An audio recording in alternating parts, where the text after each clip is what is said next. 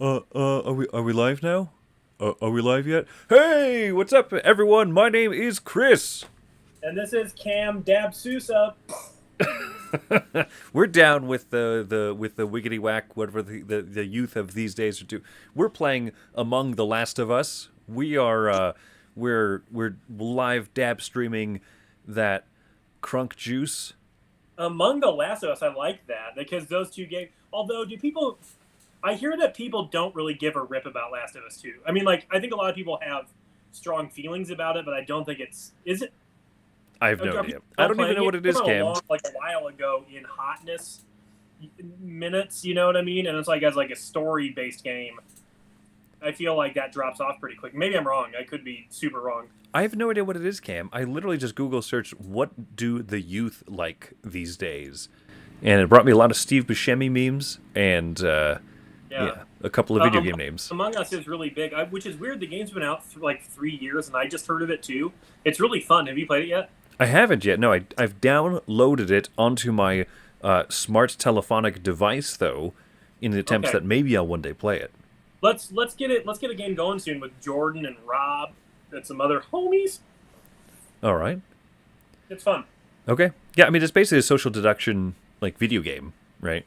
Yes. So for those who haven't played it, who are like, I keep hearing about Among Us, but I'm Campbell's age, so uh, uh, basically what it's like a werewolf type game, except for instead of like having like the day phase and the night phase where the werewolf is active or like the mafia or whatever. Basically, there's an imposter on the spaceship, and all of you non-imposters are going around like doing little jobs on the spaceship. Which this game's been in development for 3 years, so there's three different areas. Like you can play on three different maps, and all of the maps have like different jobs you do. So like on the spaceship, there's like a spaceship and like a space station and like a the thing type like research station, and like depending on the level, you might have to like suck like filters like out of like a like suck stuff out of an O2 filter, or like shoot down asteroids, or like connect wires back together, or like have two people like both hold their hands like a hand scanner to like. But basically what the imposter can do during this time is run around and like they can kill somebody, but they have like a cooldown. They have to like physically run past somebody and hit the kill button, which will kill them and like leave that person's body there. And they can also like sabotage the ship, like turn off the lights so that it's easier to like get away with a kill. They can hide in vents. They can like start a meltdown on like a reactor, so people have to like stop what they're doing and run, like fix it before the ship blows up. And basically, the good guys win if they vote the imposter off or do all the jobs, and the imposter wins basically if like the ship blows up or uh, they kill enough people where they can't get voted out. But So it sounds like werewolf, but you do something like besides yeah, sit in yeah, a circle and say and you point fingers. yeah. Basically, every player gets to call an emergency meeting one time to be like, look, this is really suspicious. But then anytime a body's found, you can call a meeting, including if you're like the imposter, you could be like meeting like, oh, I just ran into Purple's body. But the way the game works a lot of the time is like either like the imposter like gets away with it like super clean, or they get jammed up in like the first kill because they'll like run by somebody and like kill the dude, and then they'll like keep running, and then they run past another person who's going that same way, and they see the body and they're like, oh. Because you have to wait like 20 seconds between killing somebody, so you can't just be like slice slice. So it's Interesting.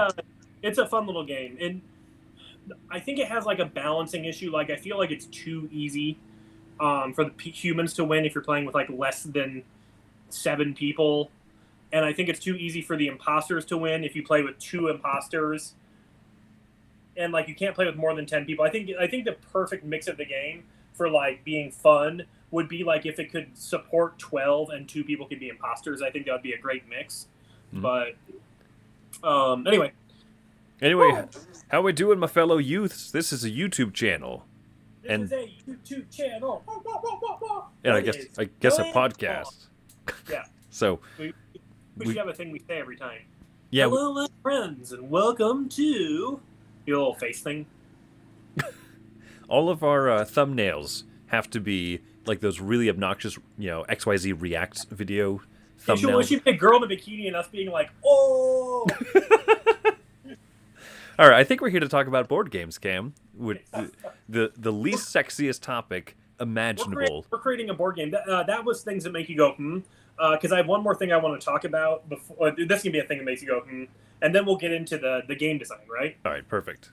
Okay, so I've been playing this video game that came out in 2007. It also has a 2008 version too, which is the engine is the same, the gameplay is the same, but they added like more stuff and like completely overhauled a couple of the modes of the game. And I'm thinking back to like, oh, this is probably like had a big impact on like Campbell wanting to make a baseball board game and like being able to like mess around and kind of have like a strategy thing. But baseball is, I got super into, and I'm now super into again, a baseball video game called MLB Power Pros, which if you were to like get the game on like a bargain rack for like $4, which I'm sure it is a lot of places, because I don't think this game has acquired cult status yet, which I think it will one day, but at this point people are still kind of in the dark, or maybe it holds less niche entertainment value than I think. 2007, were you playing on the GameCube? On the Wii, it came out for Wii and PlayStation 2. Both games came out for Wii and PlayStation 2, and Okay. I have both of them both on Wii and PlayStation 2. So I love these games. Okay, so if you were to pick it up and you're like, a kid was going to be like, "Oh, hey mom, can I play this game on the Wii?" Like they'd put it in there. That's what all kids talk like these days. Hey. Yeah. And they'll get, I want to be the Braves and they're going to be the Giants, And it's just like it's like a little cartoony, like pretty good little baseball like arcade game. Like an NFL Blitz, like that goofier, sillier style of sports I games. mean, like it kind of plays like an NES or a Super NES baseball game, except for that, like the pitching and the batting are a lot more sophisticated. And I mean, I would say it's like a pretty good baseball game. It's a little more arcadey in that like your pitcher can there's no like super special powers, but like if you have like somebody who's like awesome, like their stats are going to be much better than a player who's regular. Like if you're like, this is 2007, so if you're like Pedro Martinez, you're going to be a way better pitcher than like whoever the third starting pitcher on that team was at that year. Troy Aikman, I think. Yeah, Troy Aikman. So like, Dan whereas Marino. like a lot of modern baseball games, like you still have that kind of thing where like some players are way better than others, but like that manifests itself, like a little more believably. You know what I mean? Like, anyway, this game. So this is a Japanese series. It's still running. They've had them since Super Nintendo. They're still making them today. The only two got released in the United States back to back. And what makes this game so crazy is it has a mode called Success Mode, which I believe is the only way to create a character and like a player to like be able to like put on like a team or whatever. And what it is it's a baseball RPG where you have to, it's like a life simulation game. It's like a simulation art, like a sim RPG, where you have to take the role of this, in the first one, a college baseball player, and in the second one, a minor league baseball player, and juggle like having a part-time job and like downtime and homework and having a girlfriend. Weird. Along with like boosting your guy, and like the majority of the gameplay is like what you're doing week to week, trying to avoid like getting injured because you practice too hard, trying to like build your relationships, and like some of the stuff you do, like if you make a lot of money, you can like buy equipment which can like boost your guy's stats. But if you just practice a lot, like you'll boost your stats that way. You can only like get so much stat boost with equipment, but like the money will also let you buy items that like maybe an item lets you recover a little vitality every week, or lets you. It has, the first one has this thing called the fate system where you have these 4 cards and they just draw 4 random cards for you, and they all say yes, where if somebody asks you a question, you say yes, you give them a positive answer. No, where you give them a negative answer. Challenge, where you give them like the answer, like you, which is usually like yes, definitely, but it can also be like no, I disagree with you. And then there's a 4th card called Marvin, which is your roommate Marvin, is this like freckly blonde guy with big like can't see through him far side glasses, and like basically, if you say Marvin, you just like kind of foist the responsibility of the question off onto him. Or like if he's asking you a question, it's usually like an affirmative answer, like yeah, Marvin, I'll do that with you, or you know.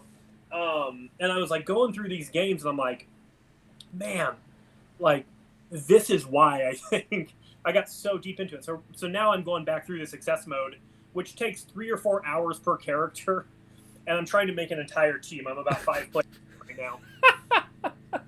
And as everyone knows, a baseball team consists of 6 characters. Yes. Well, no. So I'm not going to do the whole, like, because I think a pro baseball team can have like 28 players or something like that. That was close to 6.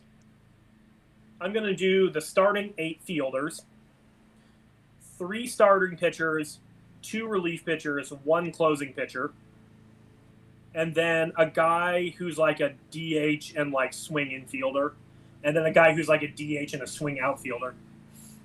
And then the rest of the team that I create will just use like real free agents from 2007. Anyway, like Eli Manning. Yeah, so if that's my endorsement for MLB Power Pros, go check it out. You know, Cam, this makes me think of Baseball Aroma, of course. You know, from our pilot episode, from our first episode, the ridiculous baseball sim that you had attempted to make as your first board game ever. And, you know, an interesting approach to a sports game that's never been done in probably anything, but especially in a board game, is a competitive sports game where all players are members of the same team. So, like, if you were to make a baseball game that was competitive, if we were to make this Baseball Aroma the board game, but you are like a shortstop, and I am a third baseman, and someone else is the pitcher, and someone is an outfielder, whatever, like, you could do a lot of those things that you're talking about. You know, there's like a card draft phase, which is like prep and like have a life and go to the gym or whatever. But then there's like game time. Like you go to a baseball game and everyone has to play their part and help the team win the game. But it's not cooperative. Like you want to win the game. Like you want to win each baseball match, but you also want to be the best at what you do. Right. So. Yeah, and there could be like a push your luck element too, where it's like when your guy's like up to bat, you can like try to really do like super good, or you can like go for like just to be like consistent. And if you're like trying to hit a home run to impress everybody and get a ton of points, like it could go really poorly for you. Yeah. And yeah. Yeah. Right. In case you had the bad bases loaded and you're like, I'm going to crank this one, and you lose the game for the team. Let's put that on the list of the game to make. Yeah, let's do it. Done deal. So this last week, we talked a little bit during the week about what stuff we wanted to work on. I think you and I have both kind of been in the mindset of Colored Cube Factory. Right. Is what it sounds like to me. That's the only thing we've really discussed this week, and so we're 15 minutes-ish into this, and so I think we could spend the next half hour or so talking about our thoughts on Colored Cube Factory that we've come up with, kind of hash them out with each other, and then... Because I think, primarily, we don't really have a factory part of the game yet, which might be important in a game called Colored Cube Factory. Let's save that part for the main discussion. Let's maybe start with like little things we've been thinking about this week, and I can go first. Yeah, for sure. It's something I mentioned to you, and I didn't explain it super well, but maybe now we're face to face. Like this will make more sense. And maybe you did get it like once I was saying, but there's a spot on the worker placement board that you've designed that allows you to like purchase like lower level cubes, or like even higher level cubes by spending like a good fair amount of money. Part of me was thinking recently that it might be really cool if there was like a card draw that showed how many of those cubes like were to go into the market every round, and make a little more scarcity for a cube supply. Now I'm understanding what you mean. Okay, like in Anachrony, where you draw the card and it's like, hey, these are like, there's 5 cubes total available. Yeah, I think it would be more than that. Like, I mean, based on what we're thinking right now, I think it'd be more than that. But maybe we get really reductive and like cubes are way more valuable, that could be the case by the time we're done with this thing. But yeah, um, just setting like a supply limit, and maybe even like having a supply every round that like no matter where you're gaining cubes from, like what source you get cubes from, when you're getting cubes, like you have to go to the supply. So like even if you get a card or like a bonus, it's like take a cube of your choice. Like you're relegated to picking from the supply, and if it's empty, it's empty. Um, Hmm. that I think that would make the game exciting and fun, and give you some of that like what input randomness, where you Yeah. kind of have to make decisions based on everybody has to deal with the same thing. Um, oh, the one thought I have though is that like if we're trying to make this game very like an efficiency puzzle, and uh, like we're gonna have some competition, you know, it would be pretty easy to foist your woes upon like, well, no green cubes came out, oh, well, not enough green cubes, and then like Jim got to go first, and he wanted them too, so uh, so there, I mean, there could be that, but But to your point, I've always thought of that space, right, where you can grab the higher level cubes at like a premium. You have to pay $2 for like a $1 worth cube, $4 for like a $3 worth cube. Like right, I've always looked at that space as kind of uh, a if you have to, I guess you can go there. But what you really want to do right. is you want to build up your factory to have a bunch of smashers and upgraders and those types of machines. Like that would be the ideal way to get your cubes. But there's a space there just because sometimes you're like, I literally just need one like highest level cube for a contract. It's going to be the difference of 20 points or zero. I'm willing to spend $6 to get a 20-point contract done, guaranteed done this round. Like, Sure. but it's definitely not the efficient place to go. So yeah, I wonder about limiting like how many are in an available supply pool.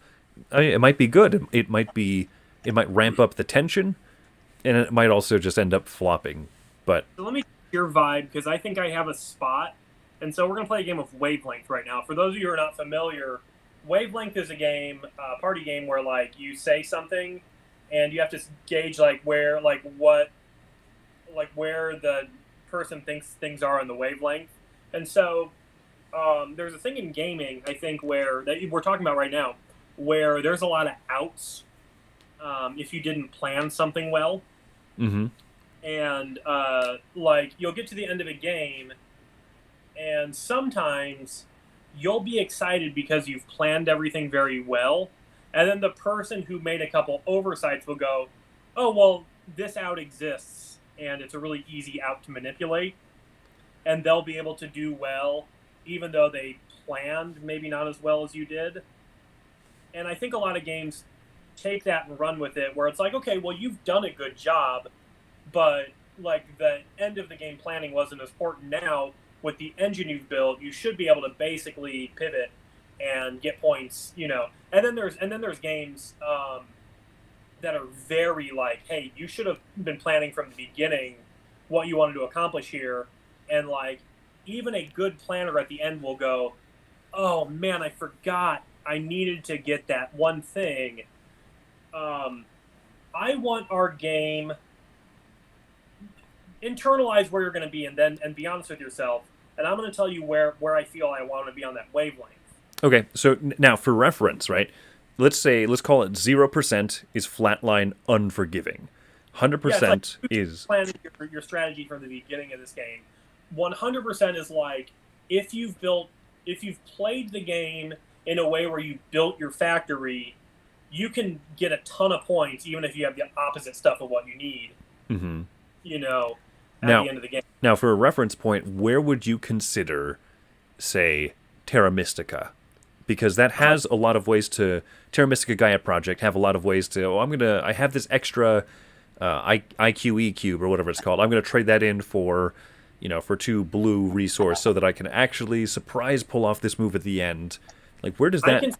I consider Terra Mystica to be, as far as like your round scoring and your tactical abilities, I would put that probably like 75%. But the caveat of that game is that with your building out, you do need to be very thoughtful. And I would say that like your planning, your area control in those games is like a 25%, but like the point scoring is like at a 75%. Interesting. Okay. So I'd probably put it close to the center because like there's aspects of the game you can really pivot hard, and there's aspects of the game you can not really even pivot at all. So so I would say it gets an aggregate score of 50 for me. Okay. I don't know where would you put that? Yeah. I mean, I would think. Yeah, the map control, you can pivot a little bit, so I see why you would put that at like a 25. Yeah, I would put it around the middle, I guess, as well. Yeah. Whereas like a purely tactical game of, oh, looks like I drew these winning cards at the end. Whoo, that's like 100%, So, yeah, okay. So in my heart of hearts, I would like this game to be a little less on the forgiving side, but close to the center. Okay, like a 40%. Like you don't have to like network your strategy from the beginning of the game, like you do with a lot of. And I'm sure there's players who play any game who play it a lot that do that, and like. But what I'm saying is, I would want this game to be one where its longevity was predicated on the fact that it was fun and seemed balanced, but like not predicated on the fact where it's like, well, you really got to play this game a few times before you get it. So and you, in your mind, that would fall more in the like 0% realm, right? Sorry, let me clarify exactly what I mean by that. A game where you need to play it at least 4 times before you can get any good at it, that's like a 0% forgiving game, right? Yeah. Well, so one of the games I would say is very unforgiving in terms of like the decisions you make and like the thoughtfulness of your decisions. Like I would say Through the Ages is like a game that's like very close to 0, where it's like you get halfway through the game and you're like, I do not have the opportunity to do so many of these things. Oh yeah. Because of the way I built, and I don't want it to be anywhere near that. And I think there's certain train games as well, certain things that are like very, very stickily economic type games. Like even a lighter one, like I played Irish Gauge. I haven't played that. It looks cool though. It's a cool little game, right? And the thing that I like about it is like it's a 45-minute game, maybe an hour. But like, I saw an interesting discussion by the designer of it, who said, "I'm tired of fielding questions where people say, 'Hey, Irish Gauge seems to have a runaway leader problem.'" He says, "No, it's a simulation of capitalism. If you start winning, you keep winning. Like that's the point of it. Like make better early moves, And so that in my mind also falls in that very low. Like if you make a couple of really smart moves at the beginning, and you don't do anything to actively blow that, like you'll win. You'll stay in the lead, kind of a thing." And here's an analogy I think that is going to be very broad and not one certain game specific, but I think will demonstrate my thoughts, and maybe we'll see if you're kind of feeling the same way. A lot of games will let you kind of like level up certain skills or abilities in a game. In other words, like I just boosted my money production. I just boosted my points production. I'm going to use a specific game. Like let's say Wingspan, right? It'll let you like, okay, now I'm making tons of food whenever I go to get food. Mm-hmm. One thing I think that game does really well that I would like to see kind of parroted in this game is the ability to sell 1 million copies. Yeah, we'll do that one first. But the idea where like the choices you make in the game are going to make some of the things you do later in the game more viable than some of the things. Like you're gonna like kind of cut some of your opportunity out. But what I really like about Wingspan in its game design is some of those actions that you haven't worked on are still going to be necessary. So like you have to deal with the efficiency problem of like, okay, like I've really gone hard into this aspect of the factory, but like I can't do anything if I don't expend some energy towards this thing I have not developed. So how am I going to do this in a way that, like, do I develop it a little so it's a little more efficient? Like, what's the trade off here? And because where I really think this game is gonna, like, I think what we're really going for with like a name Colored Cube Factory is, like, I think efficiency is at the top, and compromise and trade off, and like that idea of like I can't do everything in this game, but I can do some things very well, but I have to do the things that like I don't do well too, or I'm not gonna like move my factory along. So I've been thinking about this all week in that way, and I have not come up with. Look, I want to talk factory floor. I'm sure there's a couple other things that you have going, but because I think that, like, obviously the linchpin to this game is going to be how can we make like the factory portion of this game really compelling. So Yeah. And I think that's where I want to spend the bulk of the conversation as well. So I think I would agree with you that on that little discussion, like the wavelength thing, I originally was leaning a little bit more towards 60%, like a little bit more forgiving. But I think that you're right. It needs to be reeled back a little bit, like more, closer to the 40, the 35%, a little bit more in that, so to speak, unforgiving realm, because the factory layout or some aspect of the factory, the way that you utilize it, needs to be critical. I don't think that you should be able to have a lazily thrown together factory and still be able to feel like I did everything right. I think there should be a little pressure there.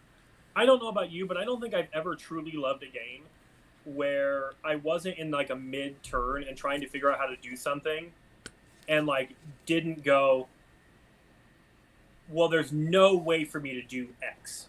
Like if there's never a time where I go like there's no possible way I can complete this portion of what I'd like to do, I don't think it's like a game that has like longevity for me.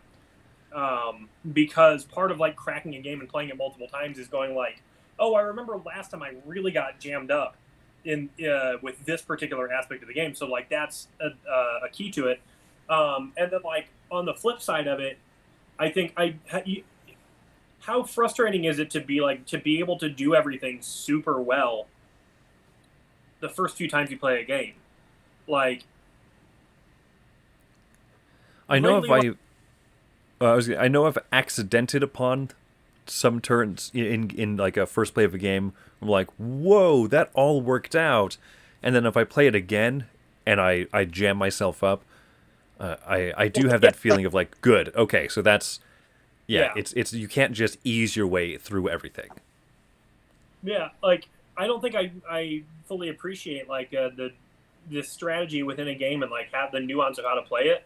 Like if I'm tearing the skin off of it, like I want to know that like I learned how to tear the skin off of a game, and like that's for me. That's like there's not a lot of games like I feel like in order to be like really good at something when you're within your group of friends, it has to be like a game that like you've played a lot, but it also has to be a game that you're kind of preternaturally disposed to enjoying and being good at, and so like you kind of have to hit that that cross hatch, right, cross section. That equilibrium, the economists would call it. Yeah, and that doesn't mean like I couldn't win one of these games the first time I played it because I want to have that available. But what it is like, if I'm like consistently going yard with a game, I want the other people I'm playing with to be doing that too. But I want us to be doing it because we are good at the game, right? Not because it's just like easy to be good at it, and then like. If it's going to be like an exciting like heavyweight like we all scored 230 points but like the point difference was like 3 points, which like that's probably my biggest gripe about Castles of Burgundy, and it's a game I love, is like you can kind of score 200 plus like the first couple times you play. I didn't, but besides that point, it's all right. Yeah. Well, that doesn't. I hope that doesn't make me sound like a jerk. When saying that, but like, no, I get what you mean. People will score really high in their first few games of that game. You know what I mean? Mm-hmm. But anyway, what's the game you tear the skin off most consistently, Chris? By tear the skin off, you're referencing like hitting a baseball so hard that I guess what is that called? What's on the outside of a baseball? I guess it's skin. I'm sure. Yeah, why not? I mean, it's leather. The It the used to be baseball. leather. There's more than one way to skin a baseball, is what I'm hearing. Uh, Yeah. What's the game? What's the game you like completely donk the most? Like, boof! Like the string is coming out and it goes over the center field wall. I'm pretty good at Lords of Waterdeep. I feel like I tend to do really well with that one to the point where it bothered Wendy for a long time, my wife Wendy, because we would play it together, and even when she would be having this like amazing, fantastic, awesome game, I would like have a few turns later to like boop boop boop boop boop boop catch up, like pass her.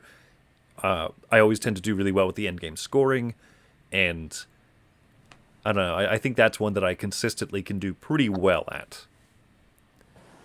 That's awesome. So is the builder strategy really the best if you can get away with it, or no? Like the builder lady.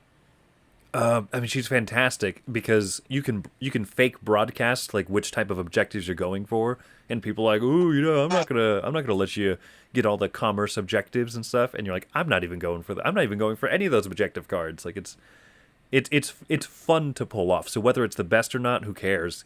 It's one of the most fun things to do. So I've played the expansion a couple times with some friends, and they like house rule like some of the stuff because they feel like some of the expansion stuff is just not fun to play with. Do you feel that way also, or because I've never played with the stuff they consider to be not fun, and now I can't even tell you what it is. But if you were like, yeah, I don't find this part fun, it might be the same thing. I've only played the expansion one time. I really liked what it added. But I do know that in the two-player game, when we like our copy at home, which unfortunately doesn't have the expansion, when did I have pulled out some of the tiles which are not as interesting with two players? So like some of the buildings and whatnot. So it makes it a little tighter, but that's just for us. We were playing a 5 or 6 player game with the expansion, which is Right. admittedly a bit long. So we just left everything in there, and so I couldn't tell you. I enjoyed what it added quite a lot. Cool. Okay, so Factory floor time, man. play Lords of Waterdeep together sometime. By the way, I'd love to get my butt kicked by you. Factory floor. So I've been thinking about the factory floor this week, and it sounds like you have too. And I've come up with some kind of ideas of how it could work, Hmm. basically. And the question that's been on my mind every time I sort of have a thought is there are like efficiency puzzles in a game where I go, wow, I can't wait to play that again. And I want to just fess up right now and be like, I don't think that any of the ideas I've had would make me feel that way if they were done exactly the way I'm thinking of. Okay. So I'm hoping to get the kind of like the juices flowing. Have you had some thoughts this week as well? I've had a few basic thoughts on what the factory would be like, but I mean, I definitely don't know. I don't feel like it's so compelling that I'm ready to like jump on it. I think what we ought to do is hash it out, figure out something that sounds like it'll be good, and then we'll put together like a tabletop sim version of it, Sure. and then try it. And if it's a train wreck, it's totally okay. A lot of people have the design philosophy called fail fast, because Yeah. once you fail, you make it better. Right. Okay. So let me give you kind of some ideas I had for ways we could do the factory. So we've talked, and I am kind of the opinion, and I think you are too, that like we don't want this to be too much of like a tile placement fricassee fiasco, like where it's like, oh, I have to put this in such a perfect way and like bend this way and align that way so that like you have this like I like pipeline. A lot of people don't like pipeline. I Mm. like Isle of Cats. A lot of people don't like. You know what I mean? A lot of people see a patchwork element in a game and they go, eh. Um, and then it kind of turns your like what we're trying to do, and that's like product efficiency. It kind of turns that into just like a spatial puzzle. Hmm. And so I'm kind of the opinion where like there may be a spatial component to when you align your factory, but like A, it shouldn't be like ratcheted in, and B, it shouldn't be like the main focus of running your factory. So here's kind of some ideas I have based on that thinking, and maybe you have been thinking spatial, and I'd love to hear if you have. Mm-hmm. And because I'm not like anti the idea, like in theory, I've just been going off of like a lot of people I know don't really get super jazzed if spatial components are the main thing in a game. Mm. But so I kind of have three archetypal thoughts for the way the factory floor works. I have two. So how about you go for? We'll just bounce off each other kind of quickly. Okay, so the first one, and I think this one may be the least good, so I'm going to start with that. Perfect. Is that you have the opportunity to build a piece of your factory every round. So, like, the game lasts, 5, 6, 7 rounds, whatever. Yeah. And what you're going to do is every single round, you're going to complete one machine in your factory. And so it's kind of like same concept of like Feast for Odin, where like you're going to get that extra piece, but the way you build it is going to differ. So like you may have on your board, you may like uncover the next like basic machine, but over the course of the round, you're going to be acquiring pieces you get to assemble onto that particular machine. And then like once your machine turn 2 is complete, that's your machine for the rest of the game, the turn 2 machine you got. So like these machines will get more and more powerful that you're building over the end of the game, but like your early ones will form like an engine, and your later ones will form like point production. So like your engine might have like, or each machine might have 3 parts, like an input, a middle, and an output, where they all can have an opportunity of doing something. So like your input might be like, put cube here, better cube comes out. But you get like, if you get like a smasher or a crusher or a producer, it might just be like, you don't have to put a cube here, just a green cube's going to come out at this point. Or it might be like, put a cube here and 2 cubes come out. Or, it might be like, put 2 cubes here and 3 cubes come out, early in the game. And then the middle part might be like, your basic thing might be like, well, you can change if, this cube into a cube of a different color, but maybe, you get a piece that's an elongator and it actually turns those cubes into 2 cubes instead. And so like what you're doing, and there'd be like probably like a deck of pieces for like the early ones, the middle ones, and the later ones. But like, then you're like, your later producers and stuff that you're getting are going to be like, the basic one might be like, put 2 cubes in of any color and 4 cubes of any color come out. But if you get like a production thing, it might be like, just get 5 cubes of any color. And so like, you can do wild things with these final, because you only get to run those machines once or twice. But your early ones are like gonna be like poop, and then the basic idea then there too is that you run the machine sequentially, meaning like you run machine 1 and then you run machine 2 and then you run machine 3, so that you can like build up this wave of stuff that you'd have at the end, and like you can be skirting stuff off into your storage and completing things. But like, you can only have, your storage can only ever hold so much. So like you have to like utilize everything that you can't carry over onto the next machine. And so that's kind of my first idea, is like, just everybody's going to have the same size factory, and it's what you do with your turns that determines the way your machines work. Okay. So that's kind of my first thought. Okay. So my first thought was a semi-spatial thing. So there would probably be like, say, 6 rows of machines. And so instead of having to place conveyor belts, this machine leads to these two, get rid of all of that. My thought was there's 5 or 6 rows, right, of machines, spaces where you can put machines in. You grab one guaranteed machine every round, but you can also take actions to maybe be able to purchase a few more or something like that. But when you place them, you can place them into any of the rows that you want. And so as you run cubes through your factory, you start them on a row 1 machine, but it can only be one row 1 machine, and then it can go to any row 2 machine. Right. Then to any row 3. And this was actually my second concept, kind of the same too. So let's just kind of see if we're on the same thing. Okay. Is like, it's kind of a trickle down where it's like, hey, I have to run everything through these machines, and then they come out the other side, and then I can reorganize all the stuff however I want, run it through the second row, and reorganize it however I want, run it down one more time. And that's what I'm left with at the end of the round. Are we kind of on the same page there? Yes. Yep. Okay. And I think that you and I are both on the same page, sort of that like going through three machines kind of seems like two wouldn't seem like enough, and four would sort of seem like too much. So, I mean, yeah. So I'm not I'm unsure on the number of rows or whatever, but you're allowed to build lots of machines. But yeah, I want to start with these three white cubes. I can't make them run through two different machines in the same row. It has to go from Right. one to the next row, etc. So more Are you machines get you more possibilities, but not necessarily like you can't take two white cubes and run them through like 16 machines all in one turn. are you thinking that every machine can be run more than once, or can each machine only be run once? I'm thinking each machine can be used more than once. Yeah.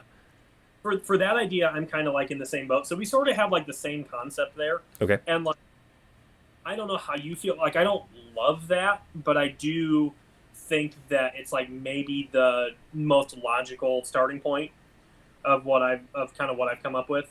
Yeah. So that was another, so why don't you give me your other one, and then I'll give you my other one. Okay. So my other thought on how it could work is that you can there would be no spatial element to it. You just have all these machines in your factory, and so my thought would be you take your supply of cubes, whatever it is, and you assign them out to the different machines.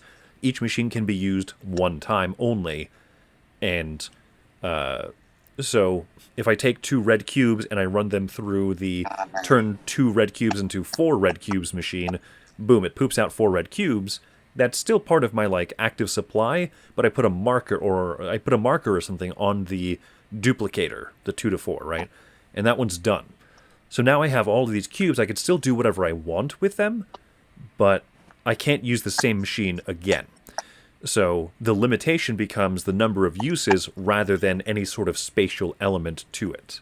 Right. My honestly, my final idea was like very similar to yours, except it was more of like a sidereal confluence thing. And I maybe you've played that, maybe you have. I can't I remember. haven't, no.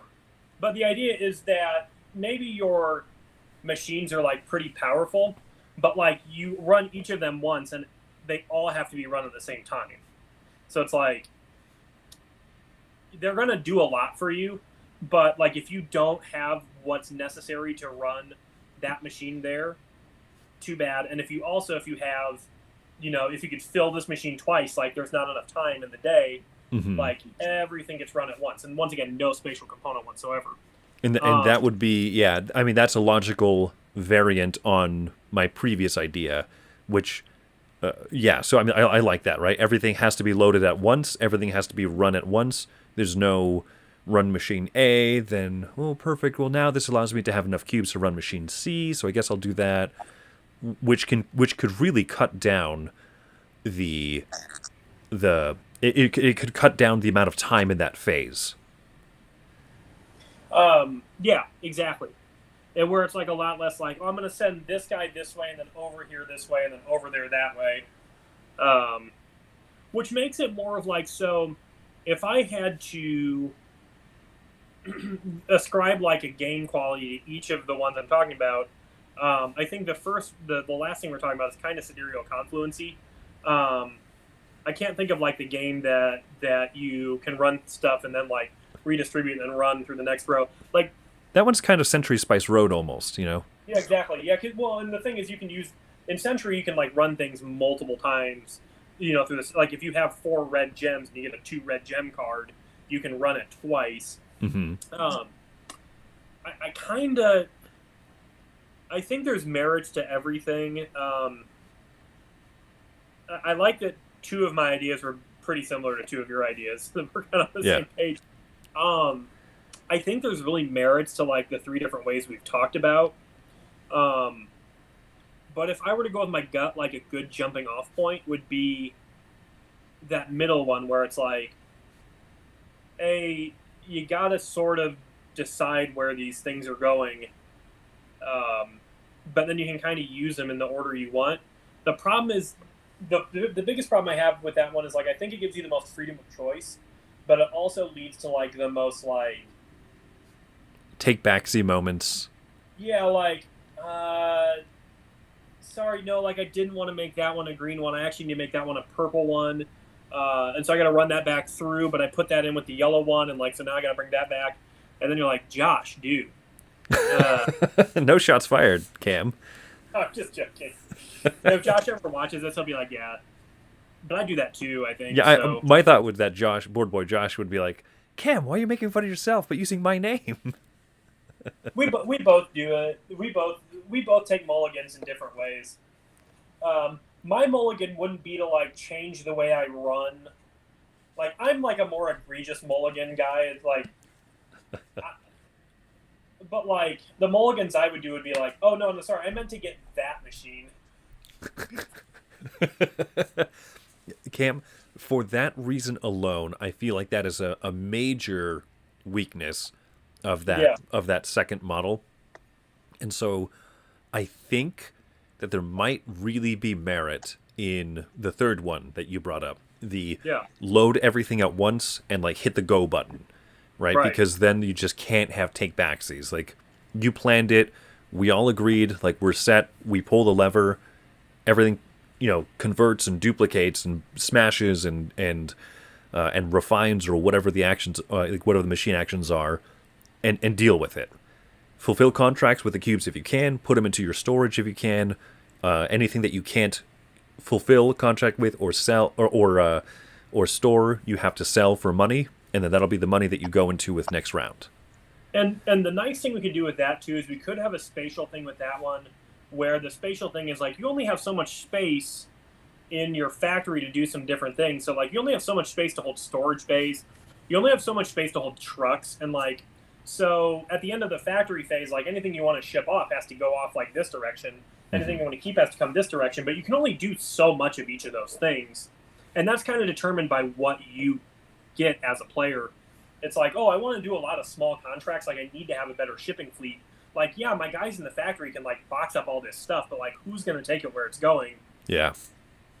And like, maybe we could. And here's the thing: like, since this is like an economic game, we don't need to make things complicated. We could just be like, hey, yeah, everything you want to ship, no problem. But you gotta pay another company to ship this stuff for you if you don't have the shipping capacity. So like if you're doing 3 contracts and your trucks can only hold 2, like you gotta pay $2 to go ship this contract out because like somebody's got to make money to Uh, Right. so that could be a very interesting, and I think that could be a unique and thematic part of the game for a game with no theme. Is like, okay, well, like I can't just go fulfill all these contracts I want. Like nobody's going to come to my warehouse and pick this stuff up. That's not the way the world works. I Sure. mean, maybe it is in like other places, but in the United States, we're service oriented. It's like, well, no, we'll bring it to you. And Yeah, maybe that's and no, I don't think anyone's like ordering excavation diggers from Caterpillar and be like, "We'll send 5 guys by to drive them to our place." and here's the thing, like obviously you're going to get some money when you do because like you're baking the cost of the shipping into the contract, and Hmm. so like you're going to have to pay somebody to. And that could be a thing too. Is like maybe the contracts could just have a shipping cost on them, and like if you can get it in the shipper, then like instead of stating something negatively, I like to do things positively. Okay. Uh, and it could just be like, hey, this contract is worth 15 points and $6, but like you don't get the money if you don't use your fleet to ship it. Oh, interesting. Okay. So so it encouraged you to have more of a trucking infrastructure built in to say, If hey, you I'm want going to money. avoid, I'm going to, yeah, I'm going to functionally gain something by avoiding a cost. Right. And like never mind the fact that like at the end of the day, whether or not you hire a company to ship something for you or you ship something yourself, you're still probably going to put that cost on the person buying it. But Right. That's not a bad idea. Uh, but but yeah, man, I think that I like this idea for the factory floor. although Less spatial. really really quick, can I thematically we could just say that like, hey, your people are in the business of handshake deals, and like when you take the contract, that's the agreed upon price. So if you can ship it with your own fleet, you save money, and if you can't, then you've made too many arrangements, and now you do have to you have to eat the cost of shipping. So At the end of the game, if you have contracts that are unfulfilled, do you kind of take it to write it? Where like you better have enough money on hand to pay the shipping cost for contracts you haven't fulfilled, or like a penalty cost or something like that. Else you lose victory points. No, I don't. So here's the thing. I think that it's a better idea to give people an incentive to like gain extra money. Like I don't think you penalize people for shipping stuff off, but like money is important. Yeah. But then at the end of the game, like you can get everything done and you don't have to worry about your trucks. But like I feel like there should be a strong penalty for not completing contracts. Like you lose all the points on the contract, but like the money is just like that's just something you would get if you shipped it with your own shipping company. Okay. So but maybe still some negative if you grab too many contracts and you're like, yeah, give me all these contracts. Oh no. No. I think you should. No, I think we should be very severe with the punishment of not fulfilling contracts. Yeah, that's my point. I think you lose points instead of gain points. Like a 10-point contract loses you 10 points if you don't complete it. I just think the shipping aspect of it should be a bonus and not a penalty. Like if you don't use your shipping company. Okay. In other words, like you don't have to pay to like get the contract done. You just don't get this money you were counting on saving because you had your shipping company doing it. Right. So if a contract says $15.6, you get $6 if you ship it. You do not get $6 if you send it not in your truck. Yep. Okay. I think I dig that because it encourages you to get another one of these resources, which feels truly like an investment. Yeah, and that's kind of like maybe that's one of the main ways you'll generate revenue in the game. You know what I mean? Yeah. Because what I'm thinking is like you'll have like an income fit track you can sort of build, but like that won't get you all the way there because like a lot of your income is tied up in having these trucks, right? But like what might cost me, like what might save me $6 is being able to send this, you know, with my own a truck that I bought instead of having to pay Joe Blow to do it. And that's why that's that $6 bonus represented in that, like, oh, yes, these trucks have a cost, but like since I got to do it on the cheap, like because like I said, I think it should be like we have like a gentleman's agreement. Once you take a contract, is like this is what it's going to cost, right? And then your logistics guy is like, hey, chief, like if we own our own semis, we'll make a bigger profit with these contracts we're fulfilling if we have our own fleet. Oh, duh. Of course. That's great. So if a contract has, say, an average money point on it, say, of like $4, because that's what I just mocked up really quickly when I was making some example contract cards. If a truck costs, like, what do you think, at like $6 to $8? So that it's not an immediate... It doesn't cost $2 to save $4 every single round that you use the truck, but maybe it's like it is a somewhat offset.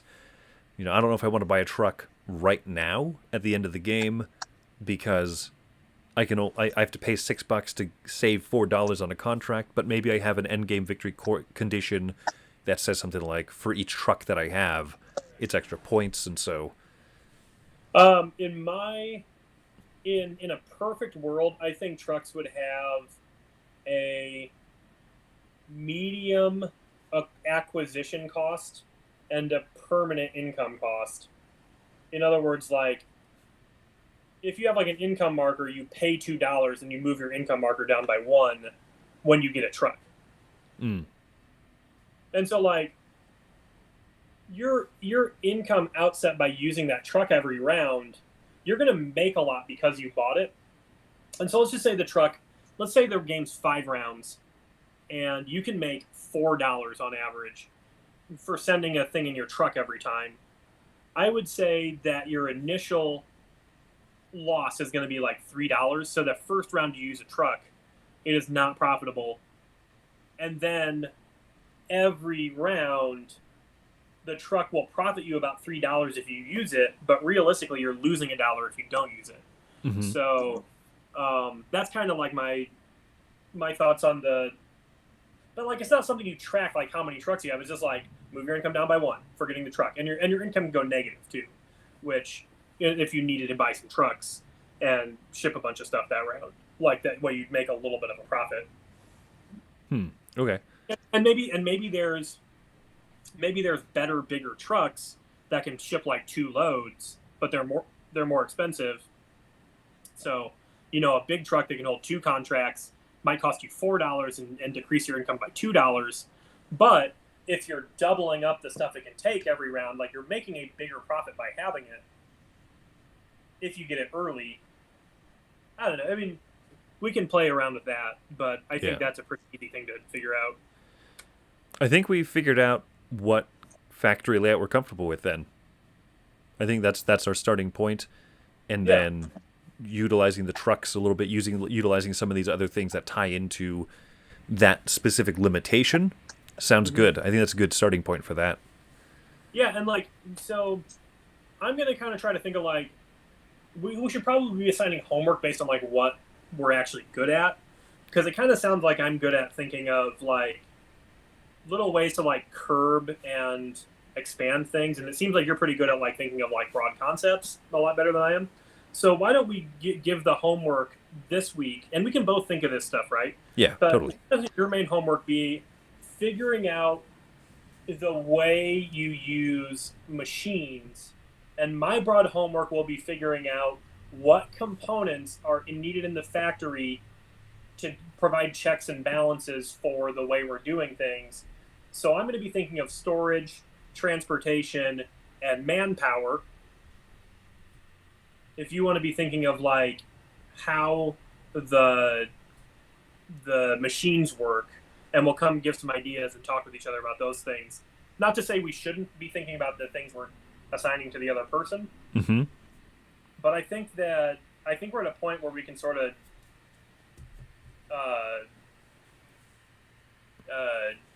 take on certain aspects of concept. Yeah, maybe I'm wrong.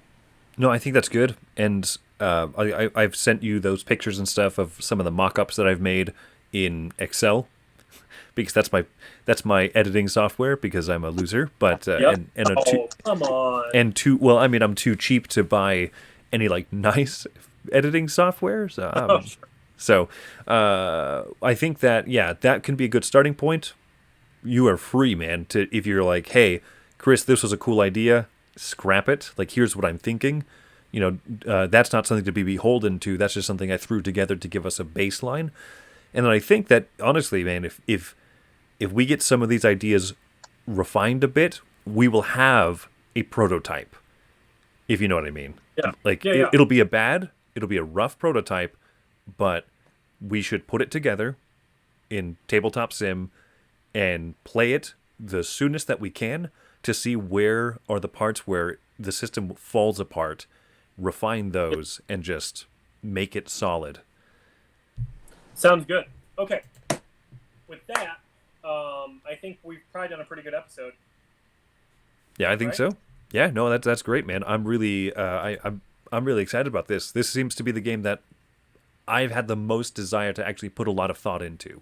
So I'm glad both of us have. Same. I mean, I would really be jazzed on that shopping game if that was the one you were jazzed on. But I think I have feeling as much stonk on this one as you are too. So, all right, good. Well, with that, I think we're gonna dab on our way out of here, you fellow youths. Small dabs, large dabs, small dabs. Oh, yeah. I was going with just the fingers. Yeah, yours is probably better. Okay. All right, man. Thanks so much for everyone for listening. And we are Colored Cube Factory. No, we're not. What are we, Cam? C&C Board Game Factory. That'd be the one. See ya. Bye. Cool, man.